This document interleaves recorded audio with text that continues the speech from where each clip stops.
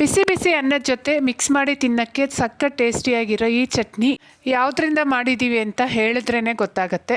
ಅಷ್ಟು ಟೇಸ್ಟಿಯಾಗಿರೋಂಥ ಈ ಚಟ್ನಿ ಮಾಡೋದಕ್ಕೆ ಸ್ಟವ್ ಮೇಲೆ ಬಾಣಲಿನ ಇಟ್ಕೊಂಡು 1 ಸ್ಪೂನ್ ಎಣ್ಣೆ, 1 ದೊಡ್ಡ ಸ್ಪೂನಷ್ಟು ಕಡಲೆಬೇಳೆನ ಹಾಕಿ, ಕಡಲೆಬೇಳೆ ಮುಕ್ಕಾಲು ಭಾಗ ಫ್ರೈ ಆದಮೇಲೆ ಖಾರಕ್ಕೆ 3-4 ಹಸಿಮೆಣಸಿನ್ಕಾಯಿ, 5-6 ಎಸಲಷ್ಟು ಬೆಳ್ಳುಳ್ಳಿ, ಚಿಕ್ಕದಾದರೆ ಇನ್ನೂ ಒಂದು ಸ್ವಲ್ಪ ಜಾಸ್ತಿ ಹಾಕ್ಕೊಳ್ಳಿ. ಹಾಗೆ ಅರ್ಧ ಸ್ಪೂನ್ ಜೀರಿಗೆ, 1 ಸ್ಪೂನಷ್ಟು ಧನಿಯಾ, ಇಷ್ಟನ್ನು ಹಾಕಿ ಚೆನ್ನಾಗಿ ಫ್ರೈ ಆದಮೇಲೆ ನಾನು 1 ದೊಡ್ಡ ಕಪ್ಪಷ್ಟು ಕ್ಯಾಬೇಜ್ನ ಚಾಪರಲ್ಲಿ ಹಾಕಿ ಸಣ್ಣದಾಗಿ ಚಾಪ್ ಮಾಡಿ ಹಾಕ್ಕೊತಾ ಇದ್ದೀನಿ. ಹಾಗೆಯೇ ರುಚಿಗೆ ಬೇಕಾಗಿರೋಷ್ಟು ಉಪ್ಪು, 1/4 ಸ್ಪೂನಷ್ಟು ಅರಿಶಿನ, 2 ಮೀಡಿಯಮ್ ಸೈಜ್ ಟೊಮೆಟೊ ಸಹ ಹಾಕ್ಕೊಂಡು ಈ ಎಲೆಕೋಸು ಮತ್ತು ಟೊಮೆಟೊ ಎಲ್ಲ ಚೆನ್ನಾಗಿ ಸಾಫ್ಟಾಗಿ ಬೇಯೋವರೆಗೂ ಪ್ಲೇಟ್ ಮುಚ್ಚಿ ಬೇಯಿಸ್ಕೋಬೇಕು. ಇದಕ್ಕೆ ನೀರು ಹಾಕೋ ಅವಶ್ಯಕತೆ ಇಲ್ಲ, ಅದರಲ್ಲಿರೋ ನೀರಿಂದನೇ ಚೆನ್ನಾಗಿ ಬೇಯುತ್ತೆ.